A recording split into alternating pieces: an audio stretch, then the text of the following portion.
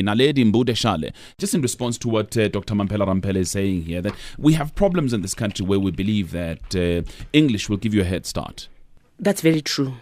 What we are grappling with now is an issue that the country has been grappling with for a number of years. And that has been as a direct result of the colonial language policy. If around the 1800s and 25s, you had the pronouncement by the British government that to sponsor black education, it had to be through the medium of instruction of English. So you have this problem right through the colonial phase and the apartheid phase, where language policy was always mired amongst the political issues. And now, at least now, we have policies that are progressive that realize and recognize the important role of the mother tongue. So what she says is true. Let me read one email, perhaps just confirming some of the things that we have been talking about. Okay, because there are so many emails that have come through here. There's one from, it's Tibindulwi, who says, learning and teaching in African languages is still a dream because there are no materials written in mother tongue. And please note that, because there's this issue of resources here. But another email has just come through now from Ntlantimane, who says, it's simple. Those in power are anti-blacks. They are nothing but managers of imperialists. Ntlantimane sent that email. But I'm looking for the one, there was another email that confirmed exactly this issue of English being the language of business, and that if you teach your children in any other language, you're going to have a problem. They won't be able to access. There's so many emails here. I'm looking for that, but it is there, and I'm going to read it a little later on for you. Let me go to you, Sam. Then, how do you counter that kind of feeling that is out there? That look, the reality is that English is the language of business, and anything else won't help you. I think it's a fallacy. I think it's twisted logic, basically, in the sense that, as you earlier said, language basically is the carrier of culture, and if that's the case, how can it be that our culture can be basically carried out through a medium of English? I think I completely agree with Mamphela Ramphele when she says that it's a serious human rights issue that has to be attended to. What we need to keep in mind is that the decision basically to keep our languages down, to keep them on the outskirts, out of the mainstream, was a deliberate decision that was taken by the government a couple of years ago. And I think it would take a deliberate decision by the current government to make sure that we deal with that distortion. All right. And we make sure that we bring them where they belong. Sam, I've found the email that I was talking about, and I think, Naledi, it's specifically for you because it talks about the Eastern Cape. It says, good day. I'm deeply concerned about this thing of teaching on our schools using other official languages, and I'm going to read it as written. It says, teaching on our schools using other official languages other than English. The Eastern Cape Department of Education, they already started in rural schools in Ofimvaba. The big issue here doesn't lie with looking down at the languages or improving the understanding of the subjects, but the big crisis that we're going to have is unemployable youth who won't be able to use the business language, which is in the case of our country, English is the business language, says this email. This will cause problems in tertiary institutions, just like the case where students are used to OBE and they start getting difficulties with the teaching and learning system in tertiary institutions as it is not compatible with OBE. I attended my high school in one of the rural areas in the Eastern Cape where English was minimally used, causing inability to use English, which is the key language in workplace and tertiary, and that has caused a lot of difficulty in the process of studying and getting a job. I wouldn't want to see anyone go through that until this thing is structured in a way where these other official languages are implemented to be used in tertiary and workplace before they implemented to be teaching languages in schools. Kind regards, Mongezi Bubu in the Eastern Cape. How do you respond? Okay, let me ask Naledi first, because she's implementing this program in the Eastern Cape. Kolani, there's what is called the symbolic market that has been deliberately created. English, the linguistic market that English operates in is a deliberate construct. It is not given to us by God or by the universe. It was a deliberate act to make sure that English has that space. Now, when you are talking about mother tongue instruction, you are talking about what English speakers have. They are the only ones who have English, who have mother tongue education. Afrikaans speakers in this country are the only ones who have mother tongue education in this country, and the English speakers. Black African learners are the only ones who do not have, and yet they compromise the majority of society. As we speak currently, we have the youth that he's speaking about who are not employable because they get so little from schooling, because they don't have the facility to operate in an English environment, because they don't hear English outside of the classroom. So the reason we're saying now, as the Eastern Cape Department of Education, we are proposing and we are encouraging what is called mother tongue-based bilingual education. It's not just mother tongue education, it's called mother tongue-based bilingual education.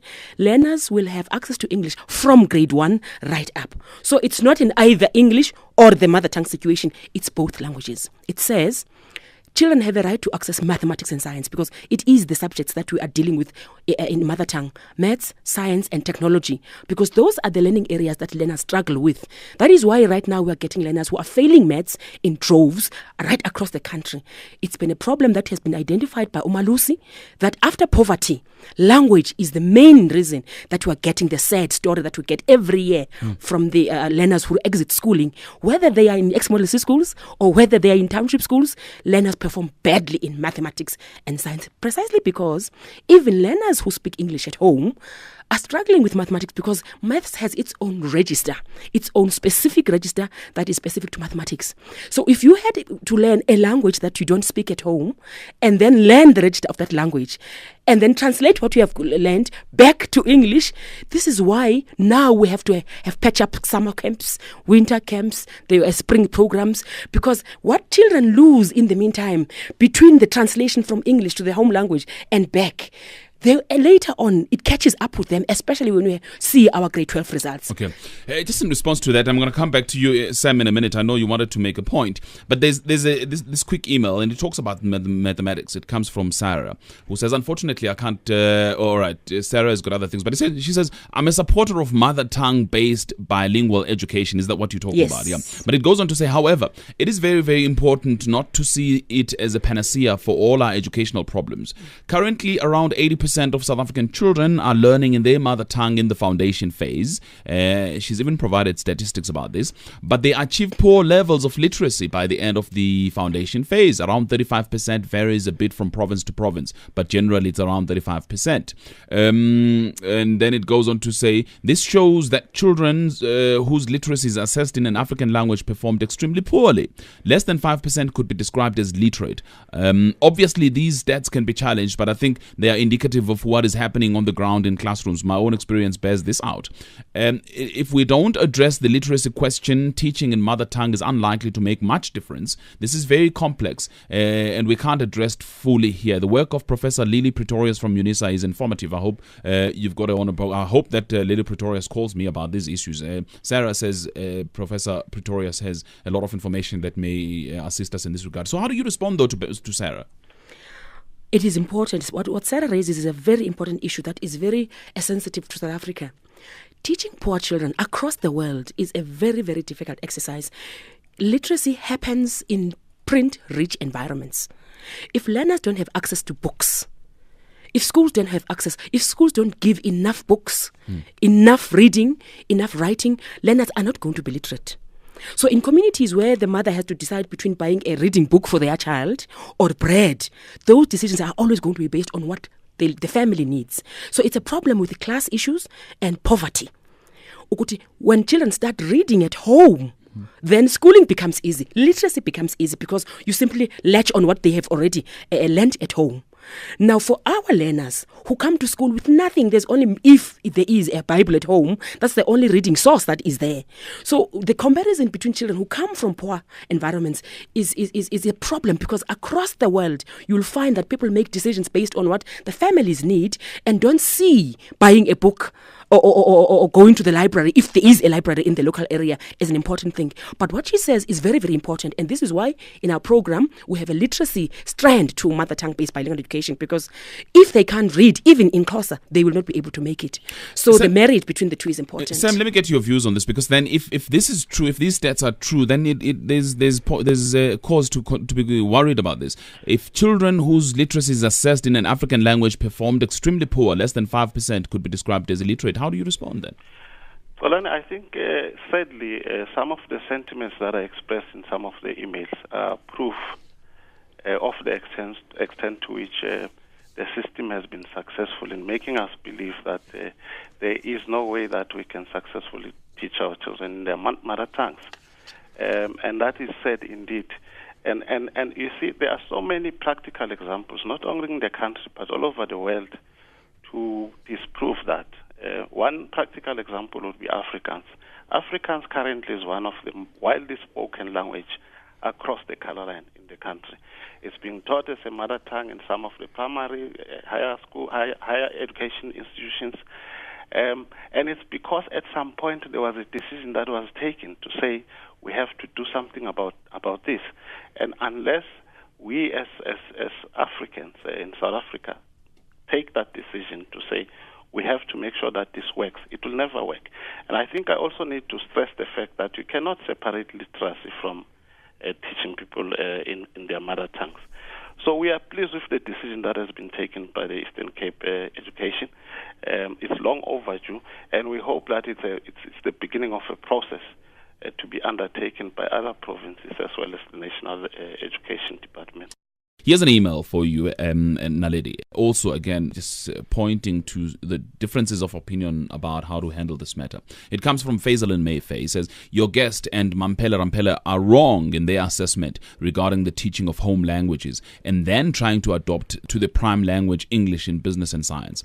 It's about time that we recognize that English is the de facto prime language of South Africans. As long as we have the traditionalists fighting against the English language, the children will continue to suffer. Faisal in Mayfair, how do you respond? Faisal will know that right now the English mainly system hasn't worked. We have unemployed youth. Even the learners who finish a matric, when they get to HEIs, they struggle. So I understand Faisal's point because it is a point that is informed by what the PenSAB rep said earlier on about the twisted, the language distortions, and it comes from our history, and we must take people like Faisal along with us to realize that we now are sitting with a generation of people or children who cannot read and write in the English mainly system. So something has to be done, and Faisal will know that whether you go to Germany or to France or anywhere in Europe, it's not even an issue. Mother tongue education is the norm. It's what all developed countries do. And it's all countries that have been colonized, that have taken on the languages of the master, that still struggle with education.